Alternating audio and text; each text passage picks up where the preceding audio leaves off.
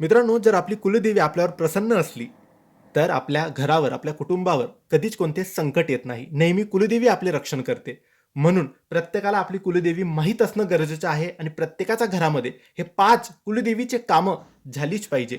पहिलं काम ते म्हणजे आपल्या घरात, आपल्या देवघरात कुलदेवीचा फोटो, कुलदेवीची मूर्ती, कुलदेवीचा टाक किंवा कुलदेवीचे प्रतिमा एक तरी याच्यातून काहीतरी आपल्या देवघरात असलंच पाहिजे किंवा मग कुलदेवीचा कलश असला पाहिजे आणि रोज त्याचे पूजन झाले पाहिजे. दुसरं काम ते म्हणजे रोज सकाळ किंवा संध्याकाळ किंवा कोणत्याही एका वेळेस आपल्या घरात एक वेळेस तरी आपल्या कुलदेवीचा जो मंत्र आहे त्याचा जप झाला पाहिजे. तिसरं काम आपण कुलदेवीच्या वारी, जोही वार असेल, मंगळवार, गुरुवार, शुक्रवार किंवा रविवार, त्या वारी उपवास करायचा आणि संध्याकाळी कुलदेवीला नैवेद्य दाखवून तो उपवास सोडायचा.